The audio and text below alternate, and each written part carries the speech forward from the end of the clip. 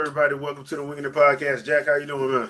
I am here, man, to continue to ignite the whole beef between PlayStation and Xbox. So yeah, I'm here to have fun. Please forward all hate mail to yeah. Yeah, please do. 'Cause I would love to see some of these answers. They're not the same. Okay. All right.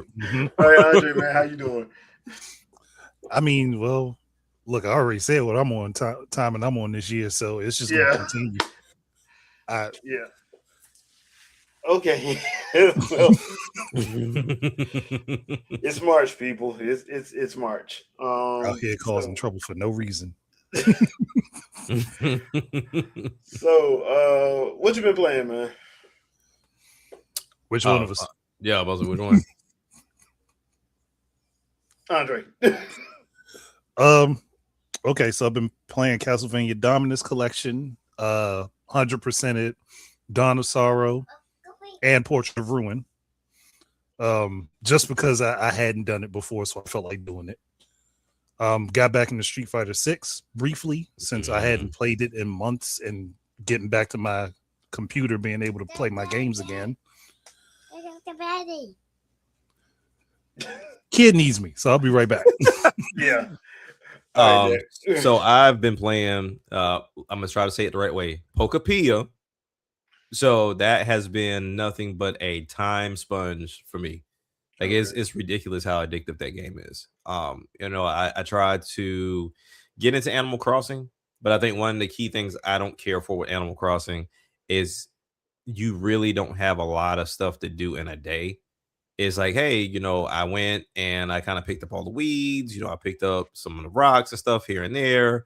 And then I'm like, okay, but I still need shovels and the ability to have a shovel permanently, which that's the nuttiest thing. Like looking at this game as well as like Dragon Quest Builders, Animal Crossing really be drip feeding you like certain things. So look, you know who runs Animal Crossing? It's a raccoon, bro. Which is cool. But when you get competition, this next Animal Crossing better be something different, because it makes no sense for me to say, you know what?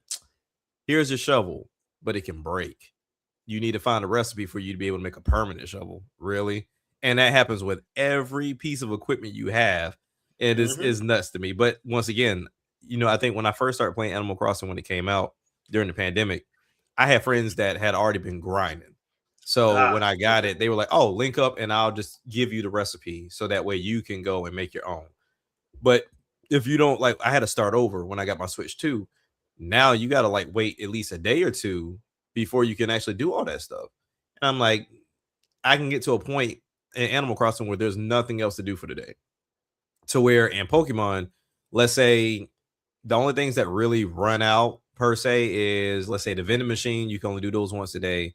And then when it comes down to people like the Pokemon building the house kits, depending on how big the house kit is or even the den, it's like, oh, it'll be done tomorrow. But if it's like a regular den, it's like, oh, it'll be done in like 20 minutes. So like come back in 20 minutes, we'll be finished. But you can be doing so much more with that, like, because you're not limited to finding weapons. Once you have, like, they start you off pretty well with the powers you need, whether it's like the water gun. Once you find Scyther, which is pretty early on, he'll teach you cut.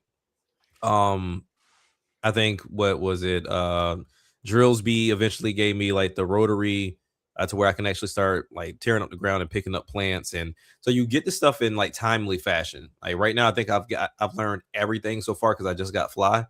But that's me on the 4th island at this point. Oh. But I didn't have to go that far, right? Like, because Fly is not necessary. Surf is not necessary.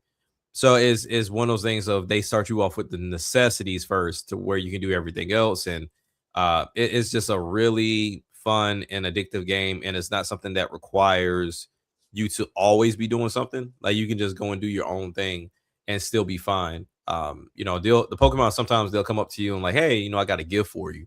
And, they'll give you a gift, but they're not demanding of you to do nothing. You can go straight to your Pokédex and see like, hey, somebody want to talk to you, but I'm like, all right, he can wait. Like, I got stuff I got to do. I don't have to worry about it. But outside of that, the kids wanted to play Streets of Rage 4. forgot I Classic. even had it. So got Streets of Rage 4. As soon as we turned it on, I'm like, oh shoot, we only got 3 characters. And I'm like, DLC, $8. All right, bet. Like, so let's go to get DLC. So now everybody got somebody different to play as. You know, because with us playing 4 players, which is a totally different game when you're running with 4 players versus But yeah, we just had a blast just kind of running through there, and that was one of the handful of games that my wife actually tried this weekend because she doesn't do gaming. So she tried Streets of Rage 4, and she was like, "Hey, I can button mash, right?" I was like, "Yeah, it's button mash. Like we'll take care of everything else." And so she's like, "All right, bet." And then you know what you got to play next now, right? What's that? Shredder's Revenge. See, and I have that, so I'm curious if you actually play it because I think once you throw the family game night in there, it's like you got to title it for her, and she's like, oh, okay. She's not gonna turn it down with no family game night in it. So Shredder's Revenge, man. So we're gonna throw her on that. Ninja Turtles. Yeah, we're gonna throw her on that because we tried because Overcooked came up this weekend, and I think it was solely because my mom saw it on Netflix because Netflix is continuing to add games, and I was like, you ain't gonna want to play that on Netflix, and she was like, why not? I said because there's no controller, you have to use your phone, and that's gonna get real annoying real fast.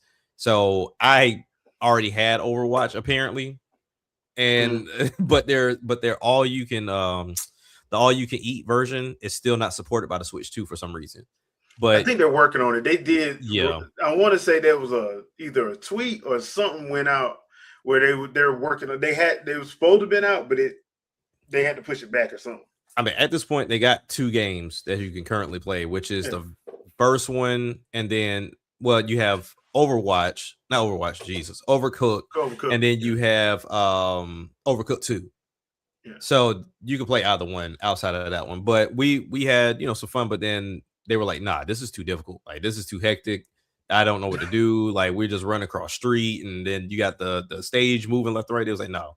So that's how we end up getting into Streets of Rage 4. And then also she was supposed to be playing Pokepia a little bit, but for whatever reason, something just had her click on Kirby. And she clicked on Kirby, and she said, oh, he's cute. And she was like, so like I just like inhaled this block. I was like, yeah. And so she spits it out. She's like, oh my gosh, like, do I get another one? I was like, oh yeah, there's plenty. Like, so you ain't tell her about the body horror stuff that's gonna happen halfway through it. Right? Well, she saw the car, and she saw the vending machine. The car, the vending machine, and the traffic cone. So she saw those. Because most people be like, oh, this is a very cute game. I can buy this for my children, and everything will be fine. And then they get to that halfway point. Well, all hell break loose. You like, nah, she ain't. Yeah, she ain't I don't know how this got to eat for everyone. She ain't made the King Kong yet. She fought against like her first mini boss, which is the dude with the shield and the sword. Oh yeah, that dude. Yeah, like he's super easy. So she was like, okay, she was able to get behind him with the cutter and spam. So to be fair, like even the first couple bosses ain't bad. No, they ain't bad. The only time is probably with the Claudine chick. Yeah, and the whole DDD fight. Yeah. So I mean, she was like, cool. All I gotta do is inhale, and it's made for kids. That one is actually made for kids. Yeah, but the one key thing I told her, I said, what I like about this one, she doesn't have to like, okay, inhale and then remember to press down to transform. Like it automatically will transform for you. She kept, for whatever reason, pressing Y, which is to release your power. And I was like, can you stop pressing that? She was like, but I want to press it to, she's instinctively wants to press it to attack. And I was like, unfortunately, Kirby's on the other side.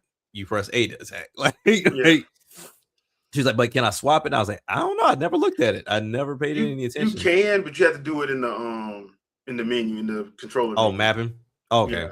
You have to do it like that. So because I think we had just came off Streets of Rage, so she was already used to just button mashing Y. So she just kept pressing it with Kirby. And I'm like, stop. Like you're gonna release the power. And eventually she got it. But I mean to see her play 3 games, like finish the first level with Kirby, finish she stopped when it came to Streets of Rage. I think we stopped on like level 6, and then me and my kids picked back up from there. And then seeing her get into Pokepia where she tries to get into it, then my daughter comes and just ruins it. Because whenever she's like, "Oh, I'm comfortable just playing, I'm playing," and my daughter's like, I was like, "It's not for you, baby." And you could try your best to give her a dummy controller. And nah, I want the whole system. Give it here. So, but yeah, so I mean, that's what we've been playing, man. Like, you I think we Switch were Lite.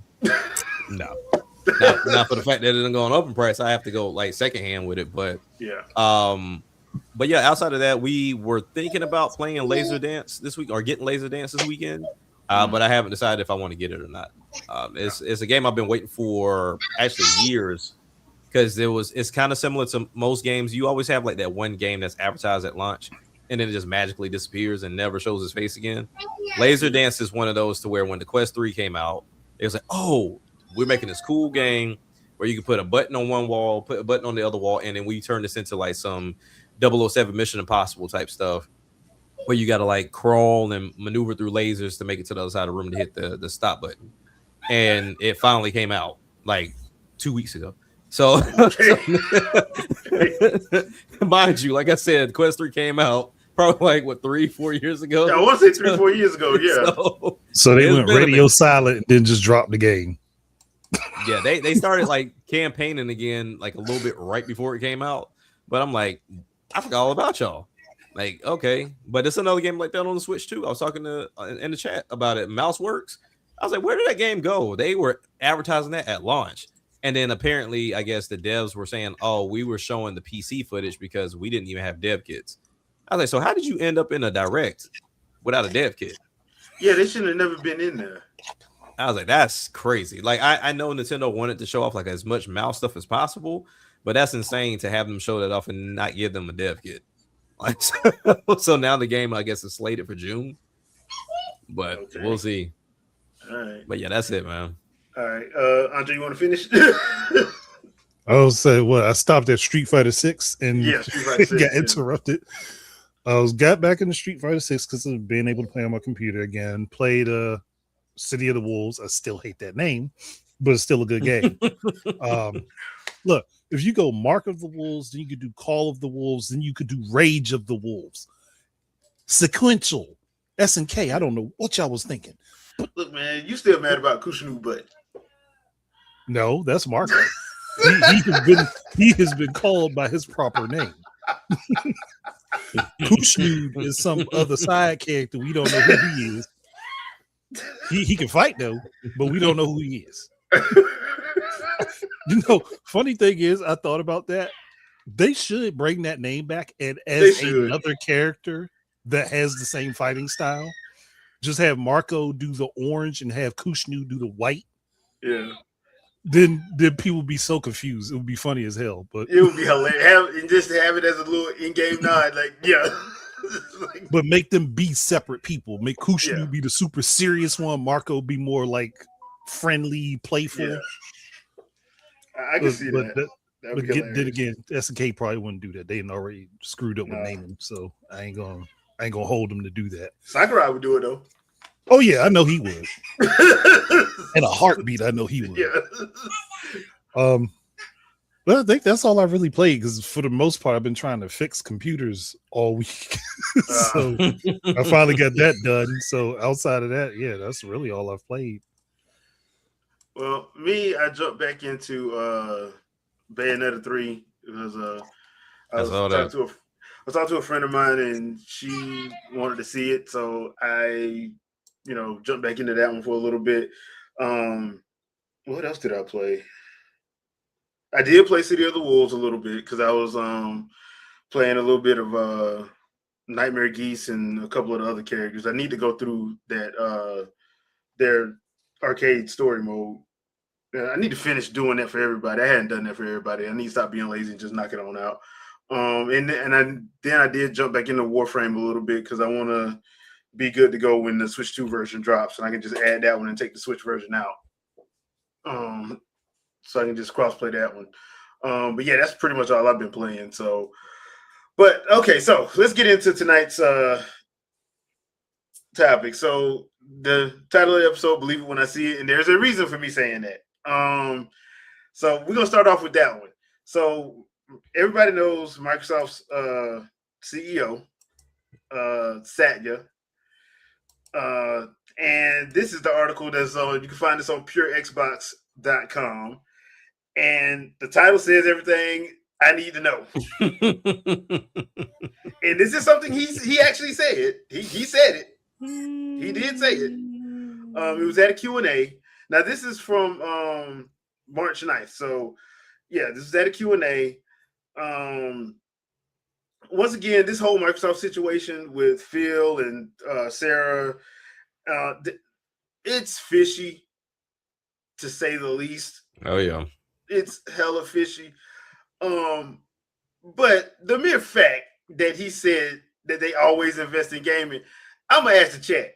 Chat, y'all cool. Y'all pay attention, right, chat? Do y'all believe him? Do y'all believe him when he say that? Do y'all believe him? Look, I don't trust him as far as I can throw him. Yeah. Like, people in the chat, I just want to know, do y'all believe him when he says they always invest in gaming? This is the same dude that wipes out whole divisions because they didn't do exactly as he asked them to do. Not because they underperformed, because they didn't do what he told them to do. Dude, they bought Nokia, and a month later, the whole division was gone. Hey, he said times are changing. That was his decision, mind you. Yeah, his decision. Nobody else's, his. So I'm sitting here like, okay, bro. And the new lady they got, she's saying all the right PR stuff. She's saying all the proper PR stuff. Mm-hmm. But once again, I'll believe it when I see it, because I refuse to believe that y'all have Phil Spencer, who actually is a gamer, and he was hamstrung by some of the stuff they did. Now, he ain't come out and say it, but we all know what happened with Tango Gameworks. That was not his call. No. So a lot of them decisions that probably got made was probably beyond his control anyway. Yep. So just looking at that whole situation is just like, okay, dude, there's no way in the world I believe this coming from you. Nope. Especially with how they've been doing financially, because like Xbox, the game division hadn't been doing well. No. Even the 360 era, they didn't do well because people forget Red Ring of Death knocked out half of their profits. Yeah. The profit they would have had got knocked out. They didn't really make money for the 360 until like the last 2 to 3 years of the generation. Yeah, and by that time they already started Xbox One. Yeah, so yeah, they was in the same boat as PlayStation. They didn't really financially do well until the end of that generation. It's like, right. And even with PlayStation, because people forget, PlayStation had the melting HDMI cables that they had to replace. 360 had the Red Ring of Death, which they had to replace a lot of 360s. Yeah, the PS3 had that yellow light too. Yeah, that's when people started trying to tinker with the freaking Linux. Yeah, both of those are $2 billion losses. Anybody that took any business class will tell you there is acceptable levels of risk. No business will ever say, and I don't care if they're $1 trillion company, they will ever say $1 billion is an acceptable. $1 billion in losses is an acceptable risk. They're not going to say that.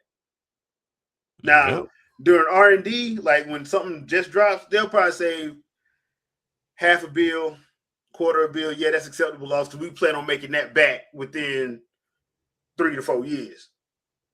But $1 billion, especially $2 billion, that is never acceptable. Never acceptable.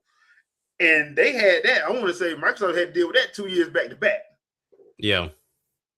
So yeah, roughly 2.5 years, I think. Yeah. So I'm sitting here like, yeah, I don't think they made. That's why I've always said, I'm like, I don't understand why they just did, instead of buying all these companies and letting them supporting their grand vision. Like, no, dude, nobody knows you, so we're gonna let you work on this game, Battletoads or Conquer or something. Let people see how you are, what you can do, and then we'll let you work on your grand vision that don't work. That you don't know what it is, but it's your grand vision. Hey, but he told y'all they're gonna keep investing in it now. They've been investing by buying companies. Yeah. Hold on, but isn't this the same? Putting stuff out. This is the same dude that wanted to can the whole Xbox division. Oh, yeah. I hear you. I think here's my thing. They play with words very well. You're right, Jay. They haven't released too much of anything. He didn't say they had to release anything. He said he's just gonna keep putting money into it. Now, I'm curious as into he's been wanting to kill it for a while, but I think this is going to be the first time he might actually try to make it something that he think is sustainable, something worthwhile. Because he's even mentioned like he didn't understand it. He still doesn't understand it from a standpoint, right? He's not a gamer. So if he can look at it from, we already saw some of the tweets that go out. Copilot. That's one of the first things they're talking about. Oh, put Copilot in gaming for what? No, like no. Like, what? No. What are we putting Copilot in gaming for? That makes absolutely no sense. That's it's not going to do anything to make gaming better. It's going to make people more reliant on using it. Yeah, and that's what he wants. That's the key point. So I think with Copilot as well as AI, and we're talking about this PC side of the house when we're talking console and PC hybrid, he's going to try to find ways to implement other businesses or other softwares into this to make the money on the back end where people are using it. I would imagine not too many people that buy this new Xbox is going to care anything about Microsoft 365. I couldn't see too many PC owners buying this. Like you got to find something that's a little bit more enticing to get the PC crowd to come over to deal with this. Casuals are not going to fool with this. I mean, I think really their sales pitch, and they haven't shown their hand, but my guess is their sales pitch is going to be, instead of you just getting a brand new computer and getting a brand new console, why not get both in one device? They're going to try to sell it as an all size fits all, one size fits all situation. And but you can already do that with a PC. No, but I think, Jack, I think I'm under what you're saying, because I remember back in 2012, the whole idea was they wanted to be the entertainment center of your house. Yeah, they basically wanted to be all in one for everything. Yeah, and I think that's they weren't going to be able to do that, but this may be their way of doing that. So I see what you're saying. Yeah, they're trying to get back to it because, like I said, I was one of the very few that I knew that really liked the idea of the Xbox One, right? So we've gone away from cable TV at this point. Now it's streaming everything. And yeah, we're getting back to, do you want a game? Cool. You want to stream TV? Cool. You want a PC? Cool. Like it's all on this device. And if you're feeling froggy, we got a handheld for you too. Like they're really trying to do this one size fits all. And even though the enthusiasts or the Twitter crowd that talks about gaming, they really don't want to understand that, yes, in your world, Microsoft or Xbox is competing with PlayStation and Nintendo. But in reality, they're all competing with everything that requires your time. They're competing with Twitter. They're competing with YouTube. They're competing with Instagram. They're competing with TikToks. If you spend majority of your time on TikTok doom scrolling, or on any of these social device or platforms doom scrolling, or if you're making content, you're not spending time with us playing games. So now we need to find a way to get your attention from there, no matter if you have our device and your top hours are YouTube, because that's what most people think were like their top hours were YouTube. So we rather you do it on this platform to say that we have you on this platform than you do it anywhere else. So if I don't get you through the form of gaming, I'm gonna make it look like I got you through the form of gaming by getting you to buy the console to do the very thing you was already doing on your phone any damn way. Yeah. So that kind of makes me think that them killing Mixer was a bad idea. It was a horrible idea, because they could have used that for this. They definitely pulled a Google. But who's to say it doesn't come back with a different name? And that's another thing too. Or honestly, I got the dirtiest way they could have done it. The dirtiest way that they could have done it, and they could have still implemented Copilot like he wants to. Call it Copilot streaming. Yeah. Yeah. And have Copilot act as an assistant to the streamer. Being able to pull up like information on the game or for facts for the crowd or whatever. do that.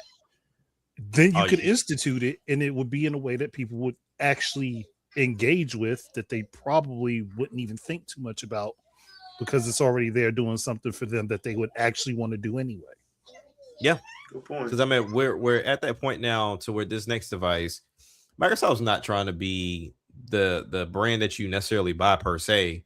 They want to be kind of like the foundation, but they don't have a problem saying, okay, yeah, such and such webcam works with our device, or this other third party controller works with our device. Like, we still make them, don't get me wrong, but you can plug it up. They're not going to stop it. So similar to what I was saying last night on Samsung's podcast, one of the things I was kind of confused on from both Sony and Microsoft, why didn't they continue the streaming narrative that they started with PS4 and Xbox One? Like, you could stream with those devices. You get a more powerful device in the PS5 and the Series X and S. Why are you not continuing that? Streamers didn't go anywhere. If anything, they doubled, if not quadrupled to a point. So now, granted, yeah, you got rid of Mixer, which I think is very stupid. But at the same time, one thing I've seen throughout the entire time I've been in tech, it is hard to break in where people have already kind of settled. And Windows learned that firsthand with the Windows Phone. While it was, to me, it was a great phone, even with the Lumia phones, when they bought Lumia, they didn't have an Apple store or they didn't have an Android store. So they couldn't compete from a app standpoint. So why not join them at this point? So now you go the route of, okay, we got this device. We can't do Mixer, but people prefer Twitch, YouTube, Discord, and all these other platforms. And we'll let you use that. As long as you do it here, we'll let you do it. And we'll go from there, and we can say, hey, look, we'll put a hashtag similar to what YouTube does. You share something from YouTube, they automatically got that damn hashtag up there from YouTube, to where we can do the same thing, to where, yes, you're using Discord, yeah, you're using YouTube or using Twitch, but it also has like a hashtag, let's say Helix, right next to it as well, so people know, like, oh, he did this from his device. Cool, because Nintendo does the same thing when you share from the Switch. It's like, all right, cool. This lets me know that, yes, you did use this platform, but at the same time, you did it from your console. You didn't have to do it from a secondary source. You did it straight from the console. So I'm interested to see if that's the route they go. See, the thing with Mixer is, I think the other reason why they got rid of it, because they didn't want to pay for all that storage space. Yep, I would imagine it was going to be a lot. Like, it was going to be a lot. And the whole Discord thing, I think they tried about this. A couple companies tried about Discord. They just fought them off, if I'm not mistaken. That's good for them. With some of the stuff going on the back end in Discord, it's probably better that they don't got them. Right. Yeah. So it's just one of those situations, like, and we you know what, you never know, because, like, we're not privy to information that goes on in these meetings. So that's why all of us always have to make educated guesses, which is why I be laughing at leakers all the time. Because, boy, Nintendo did something to the leakers this week. Segue. So Nintendo dropped the Yoshi trailer, and they gave a release date. So we got a release date and a trailer. Now, I ain't trying to say that, leakers need to go somewhere, but I'm gonna say this, and I don't know if y'all noticed this or not, but since Iwata died, directs have been getting less and less and less. Oh yeah, because number one, that was Iwata's baby. That wasn't. I think Nintendo didn't mind it, and they loved the fact they were saving money, but they really did start slowing down on the actual directs after he passed away. So I'm like, bro, you're probably not gonna see that many, because we used to get one to two every quarter. We got one every quarter, but the second one probably came in if it was like a specific game release, because we got one for Bayonetta 2, we got one for like one for 101, we got one for like their specific game, and then we have like another one for the overall Nintendo back when Iwata was alive. Now, once Iwata passed away, you started seeing it slowly but surely. It went from 5 to 6 a year to 4, right, to 3. Now we get one around what would have been E3 time or a little bit later. You may get one in February, March. You may get one in September. Yeah. So you may get 2 to 3 of Nintendo's, not partner directs, not indie spotlights of theirs. And we don't get any player focused ones anymore. We barely get Treehouse Lives for focused ones. Now. Right. Barely. And I think that's a big mistake that they don't need to do that. They actually need to keep that going, because that since people don't believe in demos for some reason, that actually helps people make informed decisions about the games they're gonna buy.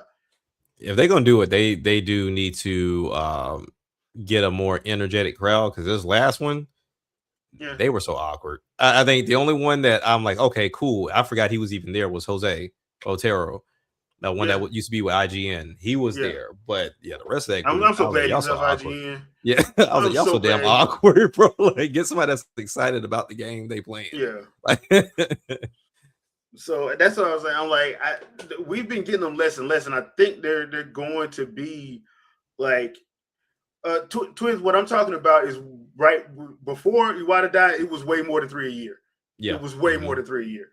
Now we get 2 to 3 a year, but it's just one of those situations where it's, hey, we get them, but they've been getting less and less. So now, because everybody's been saying, everybody's favorite leakers been saying, oh, we're going to have it in March. Or we're going to have it in February.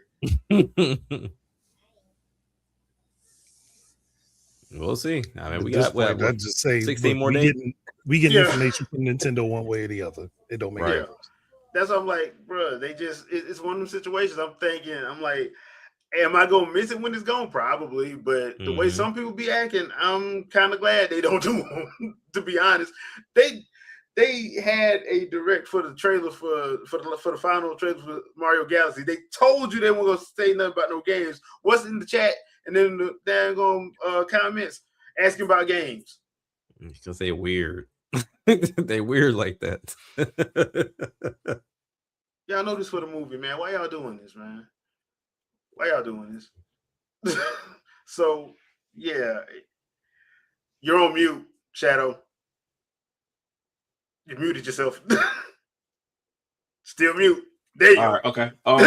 So I'm looking at the histogram on Nintendo's official page, and it's looking like Nintendo averages about 2 a year. 2024 they only have 1 per their page here. 2025 they had 3 if you count the Nintendo Switch 2 as a direct. Can you really count that one though?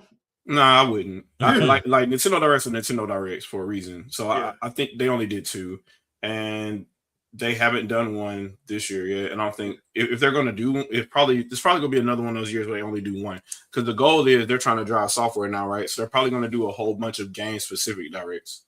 I see that. I would love to see that, because we haven't had one of those in a while. Like, they did Tomodachi Life. They did that one, and I feel like they need to do one. Whatever game is going to be tied with the Mario Galaxy movie, they're probably going to do one for that too. Oh yeah.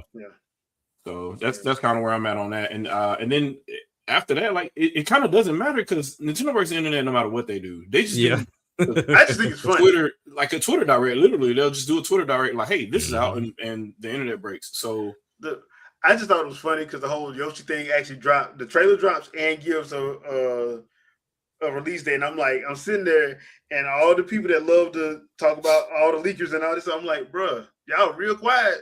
Yeah, y'all ain't been talking the rest of this week. What happened? I mean, Nintendo got me over here like, why did you buy a Series X? Because like, if you're just gonna give me all the games that I was gonna play on Series X, the only thing I'm missing now is Hi-Fi Rush, really.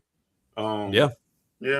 And that might come over if they play the cards right. Yeah, because I mean, we had that conversation as well of like, we know people that are trying to make sure like, hey, what do I get on this device now? Because if Switch 2 looks and runs well, I don't have a reason to get it over here. Like Sandstorm was saying last night, he's trying to find a game to get for his PlayStation 5, because honestly, it hasn't been touched in months. He's like, but the thing is, anytime something comes up, Switch is right there. So they go and they get it on the Switch. And he's like, honestly, he said his daughter is probably like the only one that touches it, but it's sports games. And then his son touches it with COD. But outside of that, they get everything for Switch. Like he said, they haven't even touched Yotide. Like he said, I haven't taken it out of the box yet. And I'm like, but that was my gripe of having multiple consoles. Like it got to a point to where I was trying to justify my purchase by just finding something to purchase on that device. But when it came to the Switch, I'm like, I enjoyed the portable aspect a little bit better and be able to move around opposed to just being stuck to this one TV. I think that's the appeal of like the Switch in a nutshell. Because once again, that Switch, even the Switch 2, is so portable. You can put that in your book bag, man.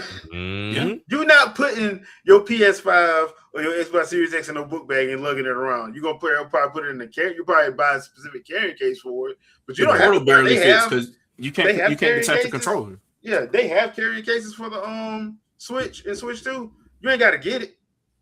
No, you literally just drop it in the laptop slot in your backpack. Yeah, you can put the whole thing, dock and all, in a messenger bag and call it a day. Yeah, my son, he's been playing. The only reason he was playing the PS5 is because he was playing 2K26 on it, right? And he was using the portal. So like if he's not in his room or whatever, he would just play on the portal. And then every once in a while he'll play on the PS5 on the loft or whatever. He'll just go back and forth between the two. So he uses the portal more than I do. Then he realized that because he got a Switch 2 for Christmas. Then he realized, hey, I can play Splatoon on here. So he doesn't play his old Switch anymore. So he's playing the Switch 2 everywhere. And he just brought up something to me, and I probably should make a video about this. He's like, hey, Dad, why is the battery life so long on this? And I'm like, it's only like 2 hours, man. And he's like, I've been playing Splatoon for over an hour online and everything and all that. He's like, and I still got like 50-60% left on my battery. I'm like, I forgot about like the Switch games aren't as demanding as the Switch 2 games. I should probably do. Has anybody covered this? No. Has anybody covered what the battery life is for playing backwards compatible games? Because not really. Because really, the indie games and the backwards compatible games don't kill your battery. The only game that actually started killing my battery was out of stuff that I have is I played Age of Imprisonment undocked, and I played Metroid Prime 4 undocked, and that one was killing. But I went over an hour, and I was in the freaking mines in Metroid Prime. Y'all know how that. Yeah. For me, Street Fighter 6 is right at 2 hours for me. I'm just gonna say this one thing. Retro, y'all dead wrong for that doggone preview. All right. That being said, that's a good fight. I like that fight. Man, bump that. I ain't got enough missiles. Bump that dude. Anyway, but yeah, I've noticed that. Like, yeah, but if it's like a back compatible game or like an indie game, you're fine. Well, it's not using about a good 4 or 5 hours. Like Switch 1, I was playing. Honest. I was playing SteamWorld Dig 2. I was playing that for like 3-4 hours at a time. You're definitely going to play that for a minute, especially SteamWorld Dig 2. You're going to be playing that for a minute. But a lot of, like you to your point, I don't think a lot of people or if anybody covered it because the main focus was the performance. Like, does this game run better? Does it look better? Does it this? That was everybody's focal point. No one cared about the battery. If anything you heard about battery, if anything you heard about the battery, it was the headlines of the battery is less than the Switch. Now I'm like, wait a minute, let's take this back. It has not more playing power. The same games. It's not playing the same game and it's not playing with the same power. So it went back to what the original Switch started off at. Because remember, we got a boost when the next version of the Switch came out, and then the OLED. Like, let's stop playing coy here, and like as if the Switch came out as it was with the new iteration, as well as the OLED. Well, now people are pretending that nobody ever compared the Steam Deck to the Switch, to the Switch. Or I don't know where that went. The only way I can compare it is if I compare it to the PS5 Pro. And like, now I'm seeing this life cycle of the people that said these games wouldn't run on the Switch 2. Now they're seeing them run on the Switch 2. Now they're saying, well, the frame rate is terrible, and then the frame rate is good. And then they're like, well, what about the hair? And then it goes from the hair in Resident Evil 9 to Look, well, why isn't it exactly 60 frames per second? Well, Or if you gotta if it is nitpick- 60 frames per second, then they go to well, it should do that. It's a 2025. We're in 2026. Why wouldn't it be able to do that? Like if you're which nitpicking one- that much, you have a problem. Yeah, Very much how so. far are we gonna go? It's a cyclical thing, and it was the same thing that I've seen it since Wii U actually. So like they're like, well, of course the Wii U is more powerful than the 360, but you were comparing the 360 and the PS3 to it to say the Wii U is weak, and then when we have games that are multi-platform, and then you find out the Wii U version is better than those, like Ninja Gaiden's Razor's Edge or Need for Speed Most Wanted. It was the PC version of the game on Wii U.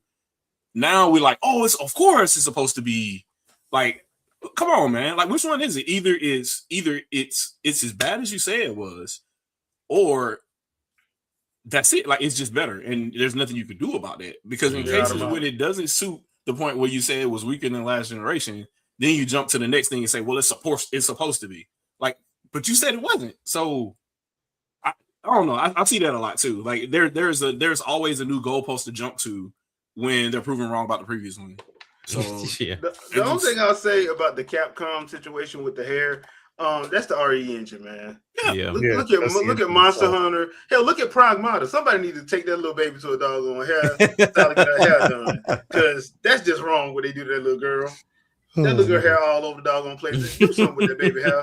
Don't let that baby come out of the house looking like that. That being said, it don't matter though. Like that was on Rise. That was on Monster Hunter Rise. That was on Monster Hunter Wilds. That's on every Capcom game in that RE engine. The hair looks like that on all platforms at first, jacked up. It does. Yeah, Street Fighter 6 had messed up hair when it started out too. Yeah, and now what'll happen is one of those updates will silently go in and smooth some stuff out. But overall, it's always that hair's always looked like that. That's why I was like, that's how I know half of these people didn't play these Capcom games. I'm like, bro, all these Capcom games do that, and that's in that RE engine.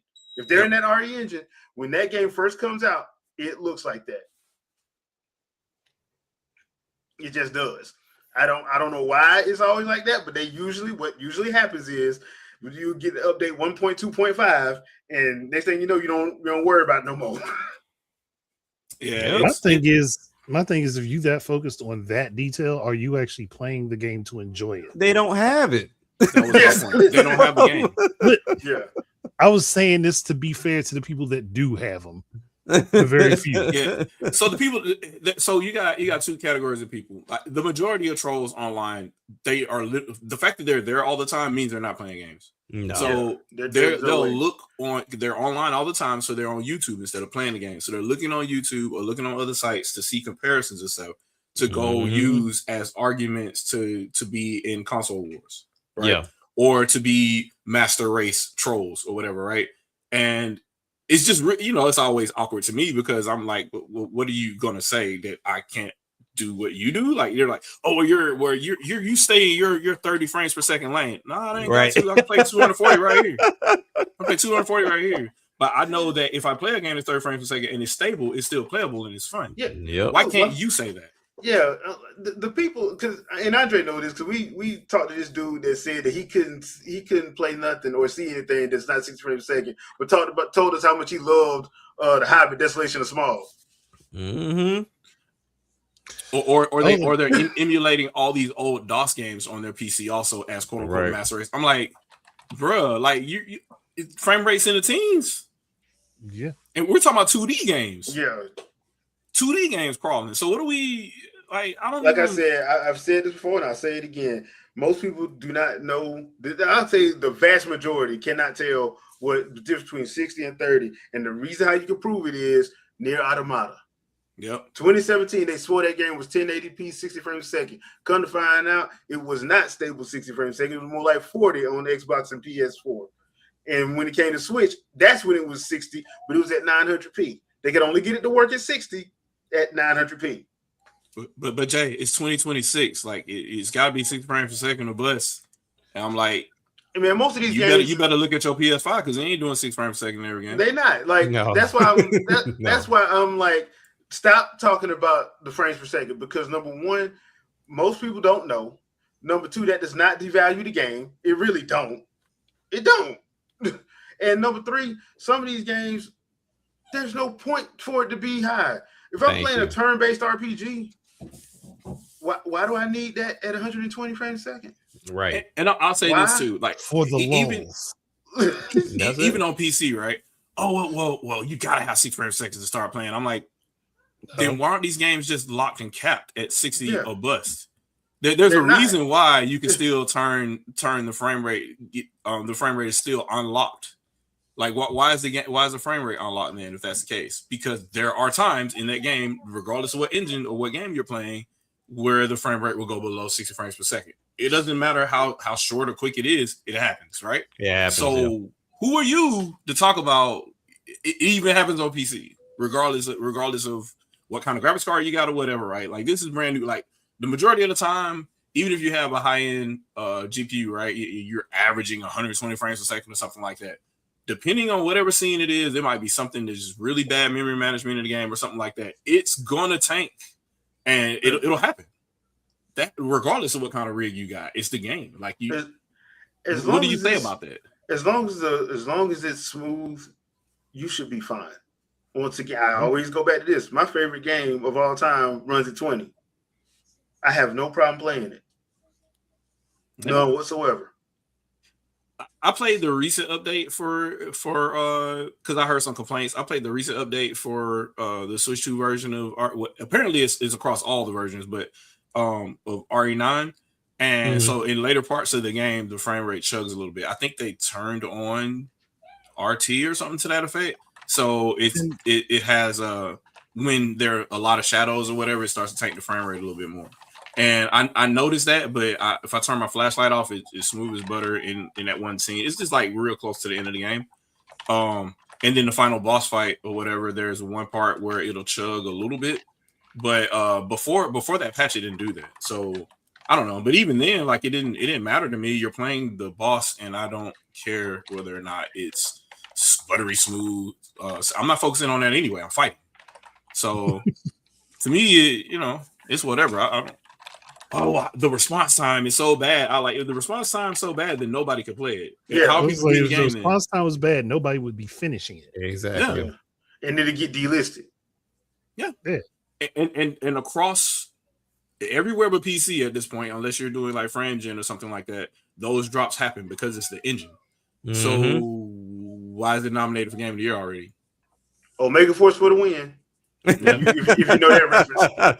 Yep. Talk about engines that don't work and a company that just don't care. Look at the Wii U. Then they port a game to PS5. Oh, it seems to have the optimization is right. So now it's optimization because it's on your piece of plastic now, the one that you like. Now it's an optimization issue, and it's not the hardware. The hardware's too weak. This does make me think of one thing, and that's from that conversation you were having with that person that falsely stated that GTA was 540p on PS2. Bro, oh my goodness. I want people to think about something. The resolution of a game on an old console versus the resolution of a game on a newer console that is processing much more going on within the engine, within the lighting system, the geometry, don't think that 480p on the PS2 is going to be equivalent to 480p on the Switch. Exactly. They're different. It's they not kill me with that. Like, if it's 480p there, okay, like, you really want to tell me you think Xenoblade Chronicles 2 is going to play on the PS2 without that thing chugging along slowly because of how much data has to be processed? I'll just state it this way: the PS2 was the weakest hardware of its generation. That right there, just stop right there. It wasn't even more capable than Xbox or GameCube, right? Right. So, and you're talking about GTA playing in, let's pretend it's 540p. We know GameCube and Xbox could do even better than that.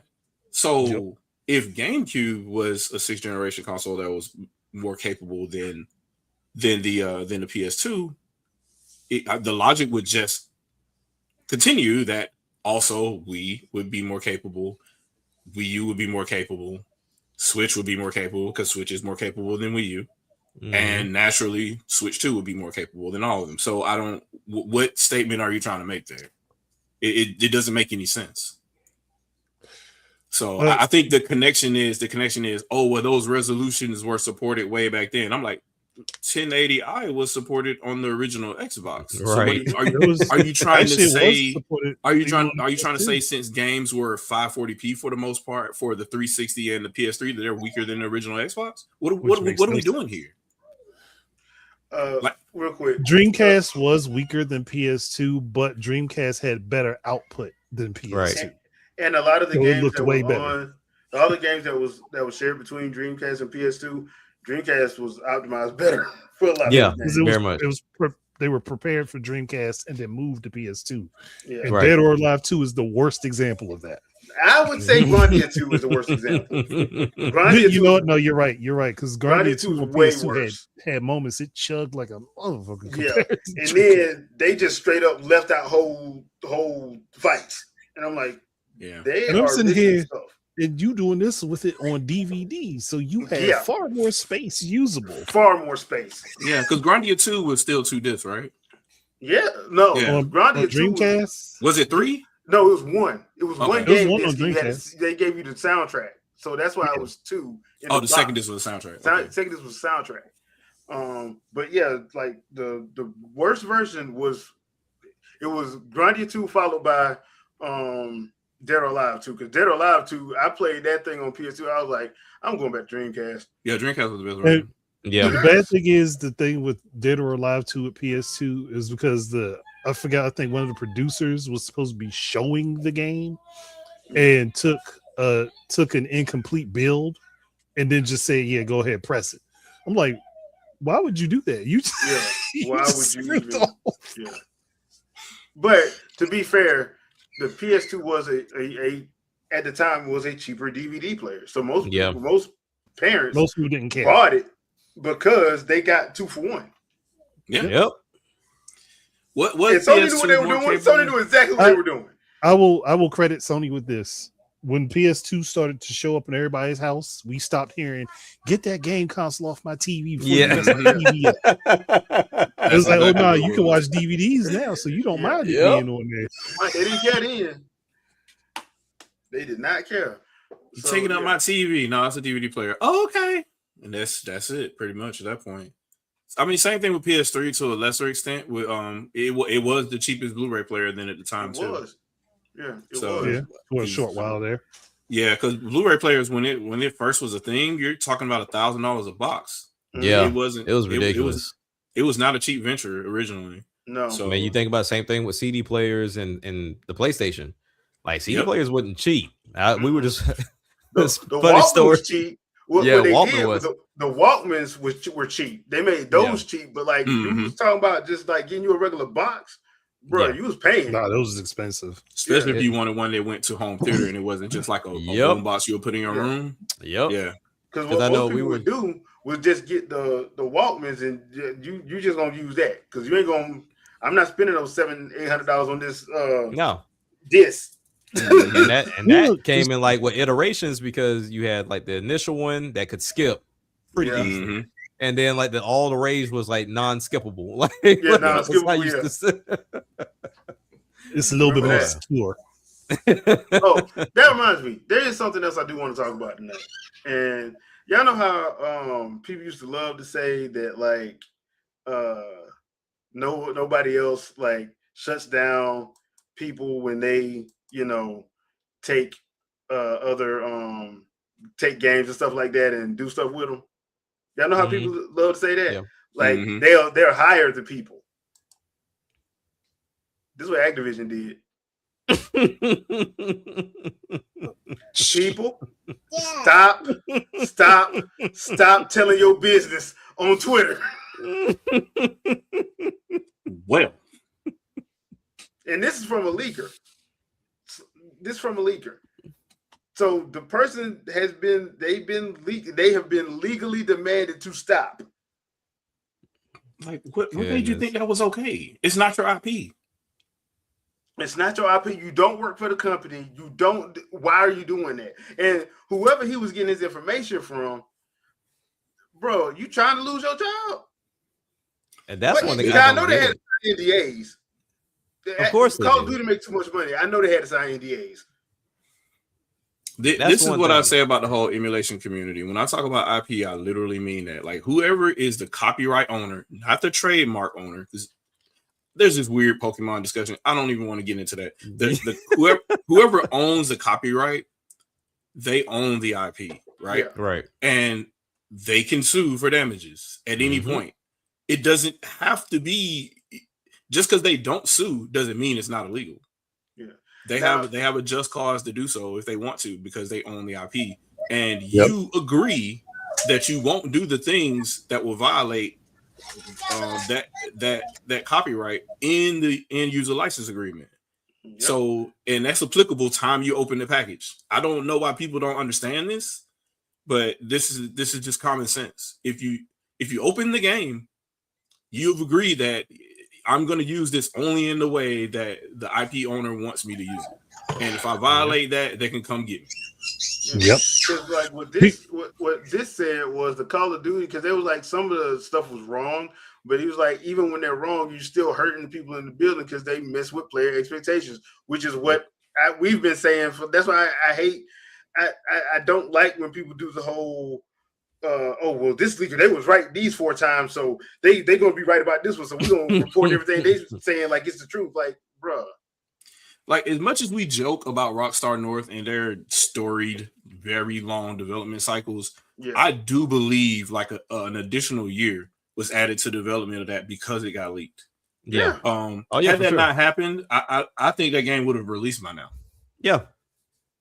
But I don't think a lot of leakers understand the damage they do, nor do they care. But then at the same time, for those that receive the content, like, it's cool. Like, okay, yeah, we know something's coming, and there's always this weird justification of like, oh, well, it's been too quiet, and I would like to know when something coming out. It's not going to prevent you from buying the game when it does show up. So you don't need to know it right now. This is you being impatient. But at the same time, we've seen it 10 times over. A direct shows up to where things have been leaked, and then people are disappointed when they see it. It's like, but you digested the leak, so now you're mad the leak was correct. Like, or when something doesn't show up that was supposed to, was going to be there. Like, dude, nobody, they didn't tell you that. Like, they did not tell you that. They didn't tell you that was going to be there. Somebody else told you that, and now you're mad at them like they told you it was going to be there. I will never forget the time people got mad at Platinum because Bayonetta wasn't in the direct when they said, and the comments like, I never said that was going to be in there. Yeah, people get in their heads and they compete with their own thoughts. It's crazy to me. Yeah, I just like, I'm like, where did you get this information from? Well, it's just supposed to happen. So you're mad about something you think that was supposed to happen, but nobody ever announced or said they were going to do it, and then when it didn't happen, you're upset. Yep, that's how the world works. That's how, because honestly, like, none of these developers owe you anything. Like, I'm pretty sure they appreciate you because you are the reason why they exist, but they don't owe you anything. So at the end of the day, I don't, like I said, no hate to anybody that does these leaks and these rumors or whatever. You have to understand that you are part of the problem. Let's be 100% honest, because on one hand, yes, people have to use their own discernment on whether they want to believe you or not, and if they want to buy in 100%. But at the same time, you're putting it out there. And then let's say you are correct about your rumor and your findings or whatever. Now, not only are you putting your friend or colleague at risk, but then at the same time, now you're taking the excitement out of those that may have, one, been looking for it, or either two, stumbled upon it. Because there's been plenty of times I've stumbled upon a rumor. I'm like, wait a minute, where did this come from? And it looks like it's real news because most outlets now do no research. They just post it if it looks interesting. So it's very easy for a Eurogamer, a Game Explain, a GameSpot, IGN, or whoever to go and repost something some random individual said because it sounds interesting, but they didn't do any type of valid checking on any of this. So because I follow those outlets, I'm susceptible to seeing it, and I'm like, hold on, how did you find this out? Oh, this content creator said, damn it, that's like, really, like, you didn't talk to the people. You all right, man? But so it's just a wild west when it comes down to gaming. But yeah, leakers, they have to take some type of responsibility for what they're doing with it too. And sometimes it's just details too, and then and it's also responsibility for the misinformation that you see out there and how things are worded as well. I'm still seeing people. It's 2026. Almost 25 years later, I'm still seeing people saying that the original Xbox could do over 116 million polygons per second, right? Mm-hmm. And I'm like, so people still can't read from 25 years ago. Well, 116 million vertices per second, which is in the original statement from Microsoft and NVIDIA, is not the same as 116 million polygons per second. Vertices are shared by a single polygon. So you can have multiple vertices per triangle. A triangle is the simplest polygon, right? So we'll just assume the smallest one is a triangle. They could also be many sides, but if you're saying that there's 116 million vertices per second, you can effectively cut that in a half or 1/3, and that's what the true raw display capability is. And we know why that is because Microsoft added a lot of effects in addition on that custom NVIDIA core, right? So you could do vertex shading and pixel shading and stuff like that before any other GPU. That came at a cost. That doesn't mean it could just be the largest raw display GPU on the market then at the time, but they just kind of let it run wild, and people use that very stat to say it was the most powerful console at the time. Right. And to this day, people still misconstrue that. And there's a responsibility for people to, just say those things. Just say, hey, if you divide 116 by 2, that's way less than what they were originally saying. And if you divide by 3, it's even worse than that. Right. So it's just one of those things. And I know people don't want to go around and say, oh, well, the Xbox can only do 40 million polygons per second. That sounds bad. But if you look at the documentation and what it actually tells you, that's what it means. So, But if I go around and say this right now, people will say that I'm crazy. And I'm like, you can't read a document? That's kind of where we are right now. And we're talking about information that's over 20 years old. So imagine something being posted yesterday and people believe what they want to believe from a headline.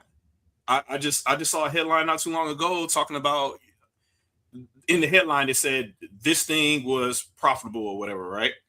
Talking about the Steam Deck, it's like it's profitable. Then you go and read in the actual statement in the interview, nobody from Valve said that the system was extremely profitable and it's a success. Right. But they put it in the title, and then the word success is somewhere in the article. So what they mentioned by success was there were copycats now. People were joining the PC thing, PC handheld market because Steam Deck is there. So they see that as a success. Right. These are the things, and I swear to God, I promise you, journalistic integrity is so strange now because they know that's happening and they still leave it out there like that. So I feel like that kind of responsibility needs to be there. And there's no do no harm clause anymore when it comes to this. They don't care. They just want to be first. Yeah, man, there you go. And then also just kind of past I'm not a real journalist. I just have my own channel and I just put the news out there. I just entertainment. Like, you can find ways to just skate it. They have no care in the world to have any journalistic oath. They don't care anything about yellow journalism at all. They just, hey, I'm the first one to say it. And if I was wrong, I wasn't the one that said it. I got it from this person over here and they were wrong. It's like, all right, come on. Like, oh, okay, sure. Yeah. Because I don't know too many outlets that have the ability or care to have the ability to sit down with actual developers and have conversations and talk to them about certain things. Like, I don't know too many people that sit down with Gabe and was like, hey, what was your vision for the Steam Deck? Like, and if whatever your vision was, did you all achieve it? Right? Because on this end, we have the sales numbers and we don't. The other thing too is I don't think a lot of journalists know what questions to actually ask. But that's sad. Once again, you got to remember, gaming is still looked at as being childish and kiddie. I hate to be the bearer of bad news, but that's what a lot of people look when you tell people you're a gamer, they look at you like, how dare you? Aren't you an adult? Like, yeah, and I got hobbies. Yep. It's a hobby. There ain't nothing wrong with it. The sad part about that is like but the medium itself, though, the quote unquote journalists in the field or whatever, they're 30 and 40 somethings. Yeah. They know what they're doing. They know the responsibility they should have. Some of them do. Some of them do. Yeah. And I think that's the ones that do know, I think, are worst. They're worst. They're the problem because they know there's an issue and they refuse to even remotely address it. So because they get paid. So yeah. Because now a lot of media in general is sensationalized, so they gonna get paid as long as they are, provocative and say something crazy. I mean, just look at IGN from circa 2006 to 2019. Yeah. 2013 was really bad. But we talked about that. I think we beat that horse already. I'm just saying. I still think it's funny that like a lot of their videos just up and disappeared. I mean,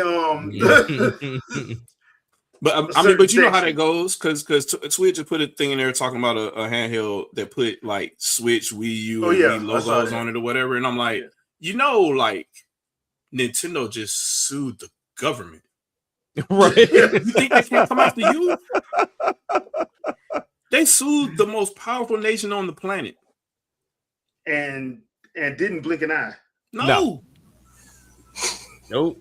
Now, to be fair, they're not going to be the only ones doing it. But I know they're definitely, and they won't be the last. Because there's always those companies that need that first one to go out the gate, and then they'll follow suit. Like so, give them time. But but you knew it was coming. But it's that situation. I've always found it funny, and then those same people that do this stupid stuff will come online and be like, "I don't know why they did that. I'm a fan."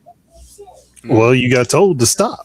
And then you have people defend them, and I'm sitting there like, because I know people that are in music, they're part of stuff, and I'm like, if somebody took your work, you would not be trying to hear that they fans. You'd be like, you cutting into my money.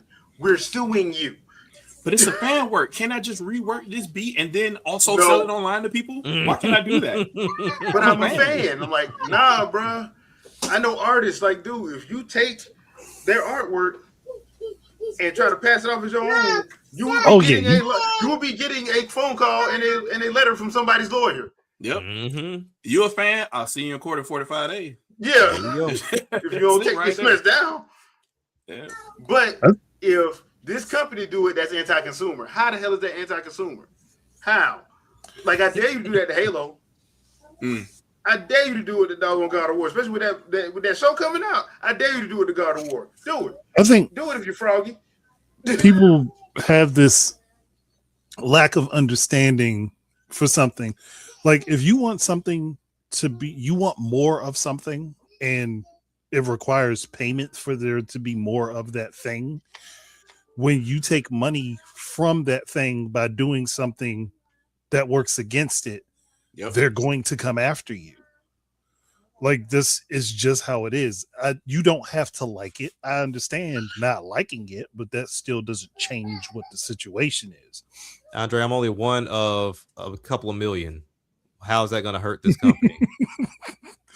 I mean, hey, look at Tears of the Kingdom and what happened with now I can't even remember the name of the emulator. Yeah. Yuzu. Mm-hmm. And I said this before. People said I was nuts for saying it, but I'm going to repeat it. If you steal something, you give the people that you stole from the right to set the value for what you stole. Yep. Mm-hmm. If you don't steal it and they have to adjust the price because it's not selling, you dictate the price. There you go. Now, you know what's so sad about that? They successfully reverse engineered a lot of the back end of how Wii U and Switch work with regards to encryption. They could have easily just rewritten their own app. Well, not their own app, but their own chain, their own blockchain to handle the encryption and whatnot, and descramble it, right?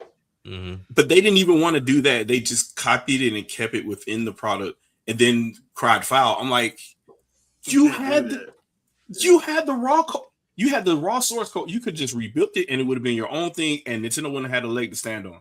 And you still said, "I'm gonna keep it as is and use it." What in the? The bad thing is, I had said that in someone's chat before, and they said, "Oh, you got to be crazy!" Like, no, I like the way it's working so fast. There's no way in the world that they aren't using some of Nintendo's code at the very least. And this is before we knew all that was happening. Like, if you look at the decomps now, like Mario 64 and all these other games that they're getting the source code from, and they're rewriting and making their own things for PC or whatever.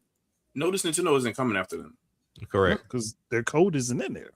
Yeah, it's original code that they're putting out there. Like, Nintendo has lawyers and they're not dumb. Like, they're just gonna go after stuff that's egregious and it's easy. Like, don't be stupid.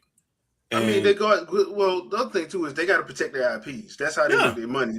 They're not Microsoft. They don't have Microsoft to back them like the game division does. They're not Sony. They don't have Sony movies and Sony music to back them like PlayStation does, like the game division does. It's just them.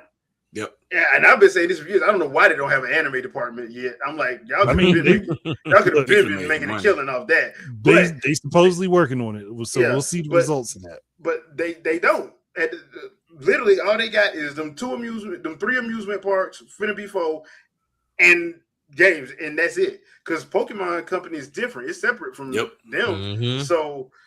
Hold on, Jay. Really... No. Nintendo owns Pokemon. There's no other companies involved in that. Like, Game Freak has always owned Pokemon. I'll slap myself.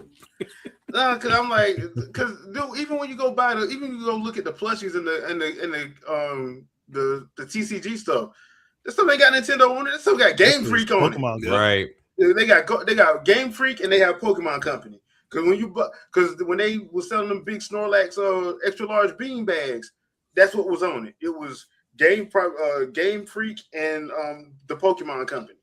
That was on the tag. So Nintendo wasn't on that tag. I'll just real quick. Let me just show you this for a split second.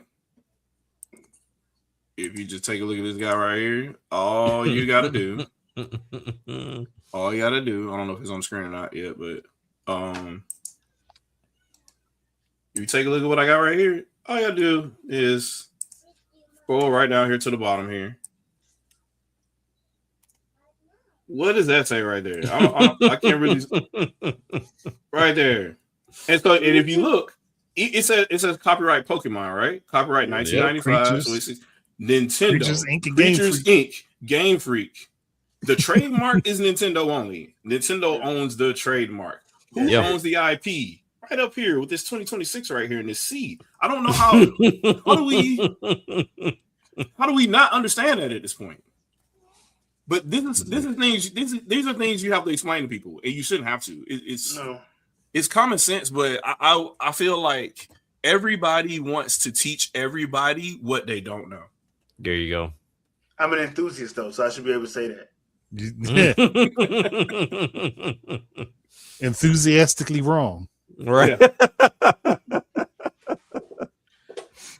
I was about to say something about a famous person, but I'm not gonna say it because I don't want to start nothing. Loud and wrong is my middle name. Yeah, that's you just said it for me. Then never mind. Yeah, there you go. T is what a TI is. Yeah, Shadow know what I'm talking about. Shadow know exactly what I'm talking about. Mm-hmm. CatnissEverdeen.com. I don't know. That's where I'm at on that. CatnissEverdeen.com. CatnissEverdeen.com. Like, research Fred Hampton. I don't know. Something. Some stuff's happened at some point in time. We're not talking about video games right now, are we? I don't know. Yeah, we're talking video games. But all right. So that being said, hope everybody enjoyed the show tonight. He's like, look, that's been said. Let's get up out of here real quick. Yeah. Yep. Because I'm not tweeting about it. I'm not making videos about it. Nope. Gaming only, bro. Yep. That's all we're talking about, games. But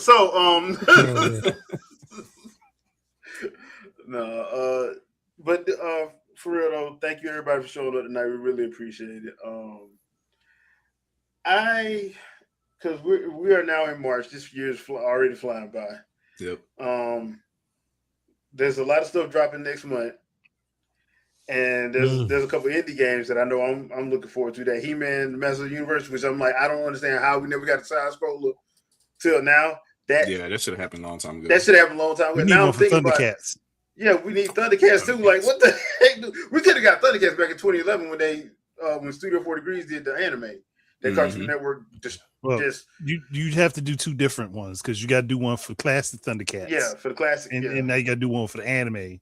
Yeah, unfortunately, a lot of voice actors for the classic one they gone and passed away. So, yeah, unfortunately, but yeah, I'm happy we getting that because I've been looking forward to that. Ever since they dropped that first trailer, and we getting a lot of cool stuff. Plus, I'm still kind of interested in knowing what in the world Nintendo doing for Zelda for the 40th. God dang it!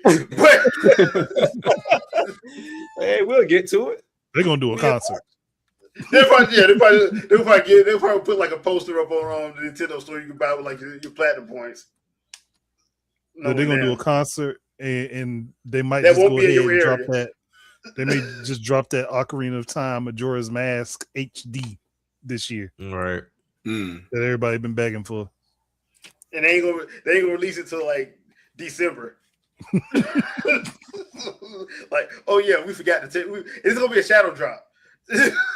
We forgot to tell you. Just go on and just play this. Play this and leave us alone.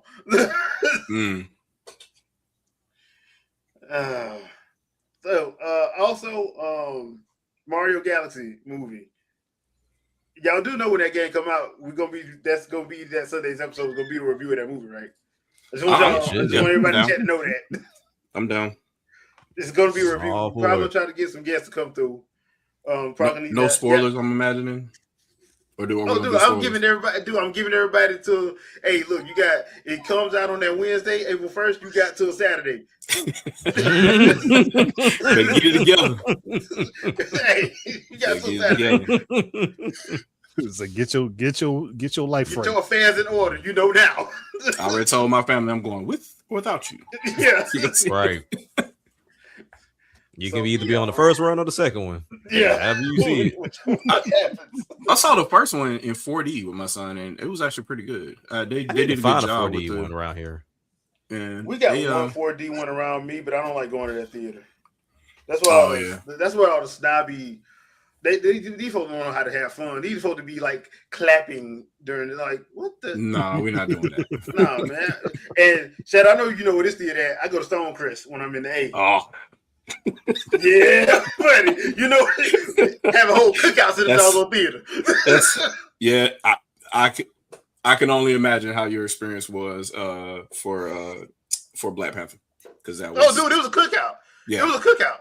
I was there that weekend because I was visiting my cousins, and we all went. There was a cookout. Yeah. They had an actual cookout in the parking lot, and we was bringing food in, bringing plates in. It's wild. The manager let it go because, bruh, they would get fed too. No popcorn sold that weekend. It was a church doing it. That's the other thing. It was a church doing it. So they probably talked to him ahead of time about that one. Yeah, true. that theater was so packed. And if only everybody was invited to said cookouts, maybe some of the bad things in the world wouldn't be happening. But everybody can't be invited. Hey, look, if you're in the A, y'all know Stonecrest Mall got the Crooked's theater. That is definitely a location that is known for that, for sure. For sure. I would love to go. Man, I wish I was going home that weekend. I'd love to go see Mario in that theater. I know they're just gonna be jumping. I'll tell my age. I'll just go ahead and tell my age and say, the Magic Johnson Theater as well. Yeah, is old Magic was definitely a time. But they started with basketball. Yeah, I'll be somewhere north of that to go see this movie though, to see the sequel. So we'll see how it goes. It'd be interesting to see Keegan Michael Key's back in again. You got the whole cast back, and Luis Guzman is gonna be Wart. I'm like, wow. Yeah, dude, that's. Okay. I hope they let him ad lib. Yeah, Luis Guzman's funny. Yeah, he is. That'll be interesting. Let that man ad lib. Let him do his thing. So, but yeah, I'm looking forward to that. I'm not looking forward to He-Man and the Master of the Universe. I am looking forward to Street Fighter just because I think it's going to be hilariously awful. Not looking forward to Mortal Kombat because they lied to me first time. I'm watching that on streaming, and so yeah. I mean, R.I.P. Raul Julia. That was definitely peak too. That was peak comedy. I'm sorry, like, dude, that speech is still the best one. Like when he straight up told Chun-Li, like, for you, the day I ended your life was great day of life. For me, it was Tuesday, straight pimping. Yeah, man. He just said, "I am just that savage." That's me. This dude changed into the Hugh Hefner Playboy outfit, made him a drink. I'm like listening to her, like basically say she was gonna kill him. Yep. Made him a drink. Did not listen to a word she said.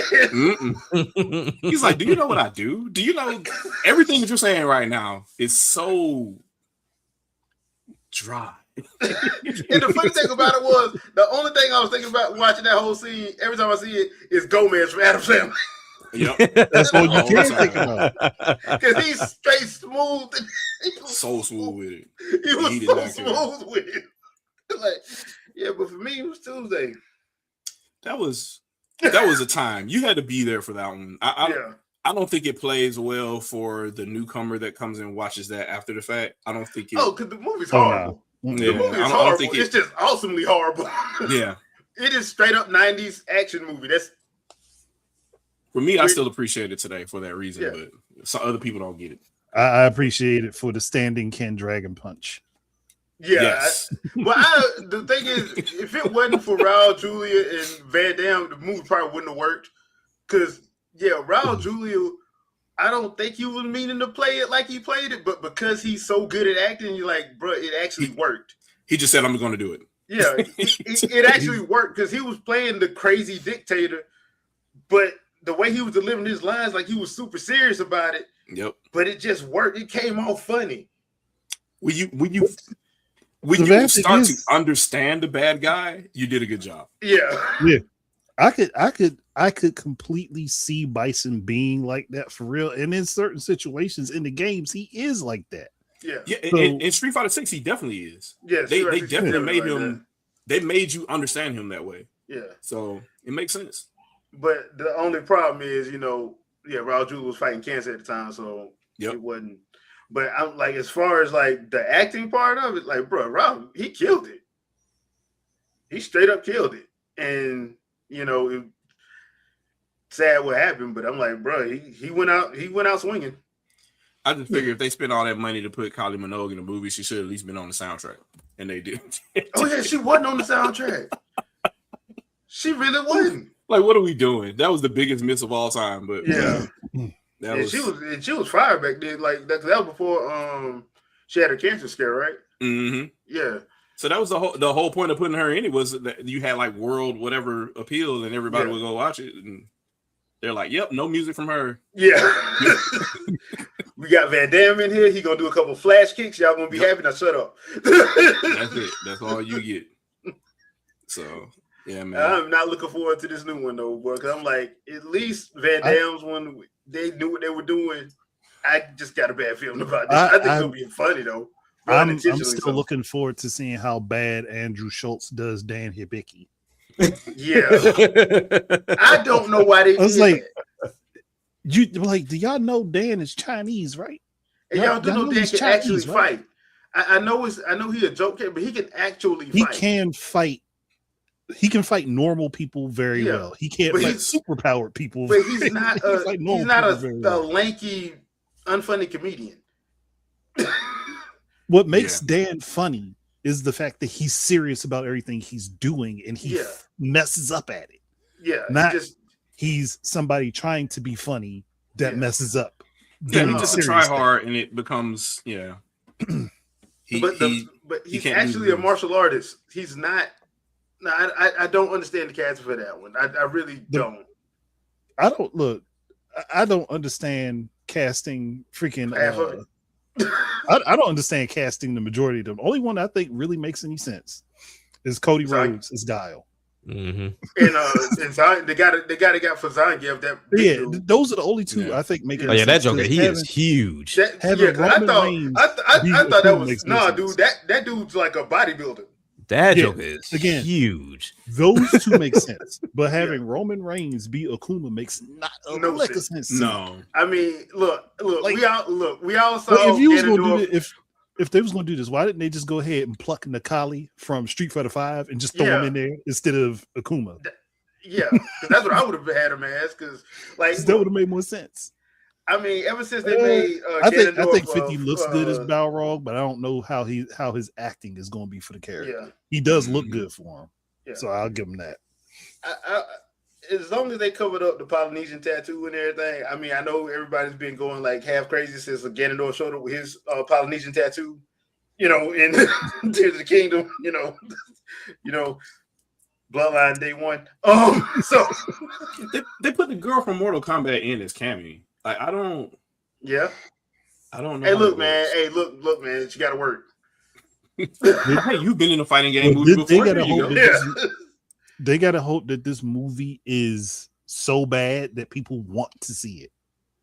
As long as they don't take themselves too serious, I think it'll be fine. The problem is like that Legend of the Street Fighter Chun-Li one. And I said this because I remember me and T said it, because the director and writer came out, oh, this is gonna be way better than that 94, and that was disrespectful. I'm like, wait a minute, bro, why y'all bringing that up? And when I watch that movie, like, this is Van Damme's is an Oscar winner compared to that. I remember seeing the previews for that movie and said, nope, it's gonna be garbage. They were trying to set expectations when it. When in reality, they just should have kept their mouth shut. So, but the 94 movie was bad, so this has got to be better, right? Like this. No. The 94 movie is bad, but bad in a fun way. Yeah, it's not like you can watch that one and still be like, yeah, this is stupid, but I still had a good time. Yeah, you can't watch that one and say this is stupid and I still had a good time. You mad. Do you think all they have to do is beat up Mortal Kombat? Because that one hasn't shown back up since they postponed that. No. The thing with Mortal Kombat is, once again, you had another writer-director team. Only thing they kept talking about in the first one was the fatalities. We brought the fatalities. I'm like, dude, do you not know we live in the age of The Walking Dead, Spartacus, Game of Thrones? And on top of that, nobody really cares about the fatalities anymore. Everybody want to do X-ray shots. Yep. Nobody cares about the fatalities. Like, bro, you talking about the wrong thing. And then you see the movie. I'm so glad WB put that on streaming first, because if I would have went to the theater and saw that, I would have asked my money back. Yes. NPC the movie. Because number one, the only thing good about that first Mortal Kombat movie is the first 7 minutes and the last 10. The movie's an hour and 45 minutes long. They're like, hey, you want to see Liu Kang and Scorpion fight? Yeah, sure. So that guy in the back there that's on fire, he's going to be the main character. Like, what are we doing? Yeah, that's what I'm saying. Like, the other way they messed up with Mortal Kombat, the first one, was to put the first 7 minutes online, because they were trying to get people to go to the theater to see it. And I'm like, oh, we thinking, it's gonna be some Scorpion versus Sub-Zero tomorrow. No, first 7 minutes, last 10 minutes. Bruh, I was 38 hot watching that movie. So it was. I am not, because the other thing too is, I'm no disrespect to Carl Urban, because I think he's a phenomenal actor, but I would have got the Miz to play Johnny Cage. Oh yeah, that would have definitely worked. Oh, that would have worked. The Miz is younger. You can actually, and he's in the WWE. He's basically Johnny Cage in wrestling anyway. Yeah. Yep. It's literally him. What he is. That's his character. That's why I was like, y'all had him. Now, once again, no disrespect to Carl Urban, because I like the dude. He's a good actor. He's a great actor. But I would have got the Miz for that. Because he would have been able to pull that off, in my opinion. But I'm not watching Mortal Kombat in theaters. Nah, I'm gonna wait till that hit streaming. Yeah. Nah. They should have just put it on streaming too again. Like, nobody's going back to theaters anymore anyway. It's got to be really good for you to go. Well, the problem with theaters now is, like, most of them, it's way too expensive to go for. Is this gonna be good? It used to be like you could risk it. You know what I'm saying? Well, catch the it's a Friday night. Yeah, this ain't that bad. You know, me and the wife, me and the girl, we just gonna go chill. We'll just watch some. It'd be like an hour and a half, 2 hours. But now you in that 3 hours. It's a 3-hour action movie. You're like, bro, y'all better hurry up, man. I'm trying to go home. Yeah, you spend $100 to watch it. Like, what are we doing? It's a two of y'all. And y'all ain't even going to like a 3D or D-Box or IMAX. Mm-mm. You spent like $100. Yeah. And y'all spent $100. You like, girl, next time we're coming to noon. Yep. They prices. But that's why people staying home. People got 80-inch TVs at the crib with a sound bar. Why I need to go to the theater? Exactly. Sounds great to me. Yeah. And the concessions are cheaper. Yep. Because I got them from Walmart and Target. So the concessions are cheaper. And it's the same stuff. Yeah. Right. At the end of the day, anyway. So, I guess there was an Oscar win that just happened. I think I just heard that. So, I believe Ryan Coogler is to the positive, at least one. That's good. Here. Yeah, that's definitely great. All those need to happen. He needs to do one of these movies. Who? He should do one. Ryan Coogler should do one. Because man, come on. If you can do Black Panther. Oh, dude, yeah. Like, I have no doubt he could, but I don't know, which one he jump on. Streets of Rage. Yeah, Streets of Rage. Maybe, what else I'm trying to think of? That would be like a... Star Fox. Yes, but animated though, right?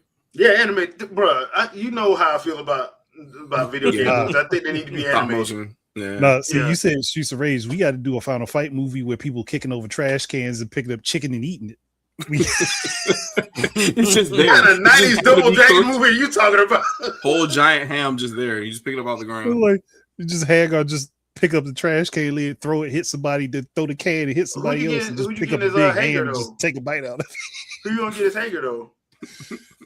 Gotta get a wrestler. Who you gonna get? I don't know anybody that favors him. I was gonna say he ain't got too many tattoos. No, I was gonna say gosh, what's it? Not Brock. Not Brock, he's too short. He's got long hair and he's buff as hell. I can't remember his name. Because this was back in the 90s, I would have said Kevin Nash. Yeah, but Kevin Nash is too old now. Yeah, he's too old now. I'm trying to think. He was funny as hell as bass in Dead or Alive. He was hilarious as bass. He was the best part of Dead or Alive. Him as bass. Who was bass then? In Dead or Alive, it was Kevin Nash. Wow, he was. Wow. Yeah, he was. I gotta go back and watch that. That's crazy. Don't do that. Don't do that. Don't do that. I just ran through that movie just to watch it. He was in 3 scenes. It ain't worth it. Let's put it this way. Hilarious. Was watching me. I was doing other stuff while it was on. So that's but Hager, I would probably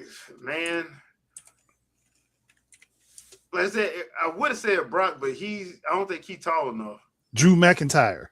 Oh, okay, yeah, Drew. That's what I was thinking of. Drew McIntyre. Yeah, Drew can do it because he got the face and he got the mustache. Yeah, he looks like him. For it. He looks like him. All you really do is just think of Final Fight 3 Hager, and that's Drew McIntyre. Yeah, dang, that's him. Yep, he looks just like him. That's crazy. He's perfect. That's uncanny, actually. Now watch they'll go cast Roman Reigns. But actually, Roman Reigns. Bad thing is, Roman Reigns would probably make a good Thrasher. He would. Yeah. Did you just relive WrestleMania 39 in the first line? Yeah. But yeah. All right, people. We're gonna call it a night. Thank you, everybody in chat. We appreciate you hanging out with us. I'll try to make sure I have the audio version up on time. I just realized that I didn't put the other 2 episodes up, so I'll be trying to get those up before Tuesday. So I do apologize for that, but I think I was having some issues with the Anchor site. So hopefully everything's fixed now, and I'll throw those up as soon as possible. But Jack, anything you want to pimp out? Nah, man. I have a video I've already recorded in regards to my headline here with PlayStation and Xbox. I just have to release it. Really, I mean, it's already recorded, but it was just centered around how they're one and the same, and just kind of seeing the bickering back and forth between the fanboy crews. It's like, but y'all twins. Y'all twins, like y'all twins with different clothes on. That's y'all provide the same damn thing. The only difference is Sony has exclusives that are not on Xbox, and that's where the train stops. Yeah. So, but yeah, that's about it, man. I don't have too much else going on. All right, Andre. I mean, you could expect 1 or 2 videos this week coming, because I've recorded like 4 hours worth of audio, so we're gonna get this stuff put together. Okay. All right, Shadow. So yeah, I got a couple things coming. A couple of podcast reviews and another video that I wanted to do that I may release this week. We'll see what's going on with that. And I still got to get the timing on when I want to stream.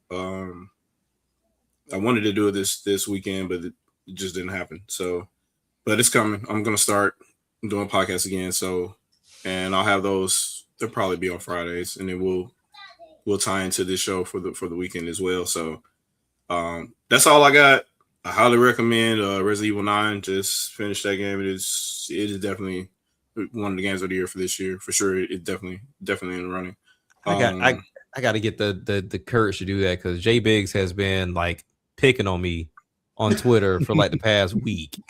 Just like put clips like, "Hey Jack, would you do this? Would you do?" I'm like, "All right, man. I'm gonna play one of these damn games so you can get off my back." Like, yeah, it's a fun time for sure. Like it doesn't take that long to run through. Really, I played classic, which is the old school. You got to go find stuff to save and all that, and I still got through it within, I think it was like 22 hours. So it wasn't that bad at all. I heard it's not as long as people think it is. No, if you run straight through it, it's probably like 10 hours. Yeah, if you run straight through it. But that's not how you play Resident Evil. No, that's not. Like, you play Resident Evil by exploring and grabbing stuff and it is when you're scared, but it's not when you. Yeah. I didn't play 30 to complete. I didn't play first person with Grace though. I played third person because it was just easier as far as like when you have to like vault over stuff to see on the other side. I guess that creates more suspense or whatever, but there was enough suspense without it being in first person for me. So because the more the suspense comes from the scarce resources, she don't have gear like Leon has everything, so he can do whatever he wants kind of situation. And then you playing with Grace, you're like solving puzzles slowly, you creeping past stuff because you can't really take nothing down. So that's part of the gameplay to me. So I would highly recommend it no matter what mode you pick. Have y'all seen those memes of like people showing like the clip from Colin Firth and Kingsman taking everything out, and it's like this is Leon's gameplay. And then they show like somebody like having a stroke, and that's like y'all damn bro. So funny. But logically, it makes sense though because Leon has dealt with this over and over again throughout his whole adult life. Yeah, whereas Grace is just getting into it, so it makes sense. Yeah, and she's treating it like an FBI agent or like a CIA. Well, she's an FBI agent in the game, but like an FBI agent would. She's like collecting evidence, trying to figure out what's going on, knowing how to take out one enemy at a time, running away, like that kind of stuff. Meanwhile, Leon is John Wick. So Leon be like, man, I've been doing this for what, like 30 years now. This ain't nothing. But they also tie in why he's basically John Wick too, and then that's a whole thing. Dealing with the viruses and all that and stuff. That man got too many diseases injected into his body. Yeah. Yep. and shot by his baby mama / wife. Mm-hmm. Multiple times. If you know. Yeah. It sounds like a horror game for real. Baby mama drama. I don't know. Well, I mean, oh no, they in love. She just shoots him every time. That's their thing. That's a very interesting relationship. That's a whole nother podcast. Really. Mr. and Mrs. Johnson? Mr. and Mrs. Johnson? Maybe Basically. not quite like that, but Basically, Yeah. basically. But hey, He's like, listen, hey, I man, could have killed listen, you here. Hey, how you doing? listen. At least Ada did listen to him when he told her that she should start learning how to use knives. It just didn't go all that well for her against who she did it against. Yeah. I just think it's funny that she shot him and that's their king. Anyway, All right. Jeez. But she always show up later on with the big gun for him to use against the big threats. So I mean, that was it. She comes through in the clutch. Take what you get. Through in the clutch. But yeah, okay, all right. I am gonna pick up Requiem. I gotta finish some stuff out first, so before I can pick that up and devote some time to it. But I don't know if I'll be, because I'm going home next week for a few days, so I don't know if I'll be live streaming Saturday night because I'll be on the road. So we'll see, depending on what time I get back in or not. I may just stream something on Sunday before we go live. So there's that. But I did stream yesterday some Bayonetta, as well as some Bright Memory. I need to restart that game because where I started yesterday, I was like, I forgot I was fighting. I was in the middle of a boss fight when I stopped.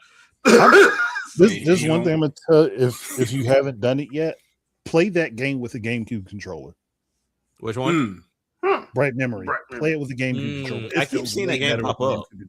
It feels better. It feels so much better with a GameCube controller. I'm not lying.